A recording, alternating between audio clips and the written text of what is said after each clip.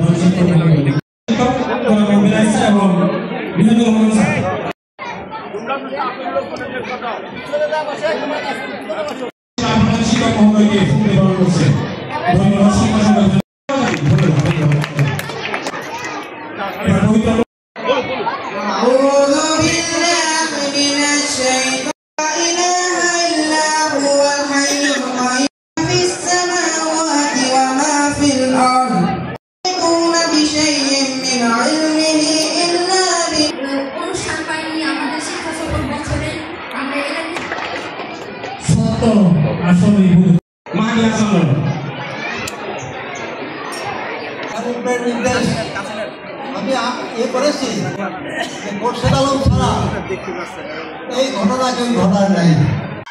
এই যে প্রধান শিক্ষক তার সমস্ত কাগজপত্র নিয়ে করছে আমার বাসায়, আমি তার কোথাও কোনো ফল পাই না, কোথাও কোনো দুর্নীতির চিহ্নমাত্র পাই না। আমি বলছি আপনি ওয়েলকাম স্কুল আসবেন আপনি। তারপরে স্কুলও একজন সভাপতির প্রয়োজন, অ্যাডহক কমিটির একটা সভাপতির প্রয়োজন।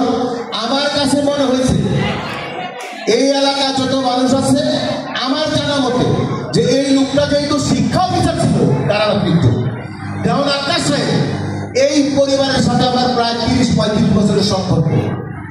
আমি ওনার শিক্ষা অফিসার থাকা অবস্থা দেখেছি, উনি সরকারি চাকরি করা অবস্থা উনি আমি এবং ভাবের ভুল করছি।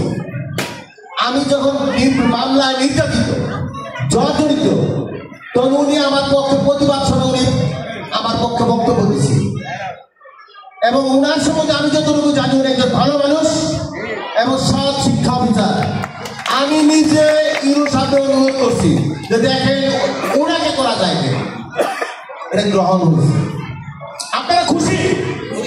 আপনারা খুশি? আপনারা খুশি? আমি দায়িত্ব নিয়ে গেলাম।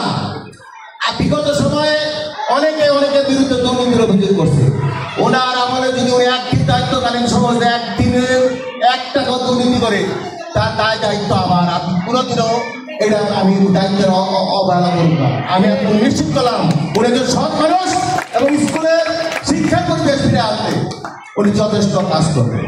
পাশাপাশি প্রধান শিক্ষক নজরুল সাহেবের কাছে আমার অনুরোধ, এই স্কুলের 95% ছাত্রছাত্রী আপনাকে পছন্দ করে, এর জন্য অবশ্যই আপনার কিছু গুণ আছে।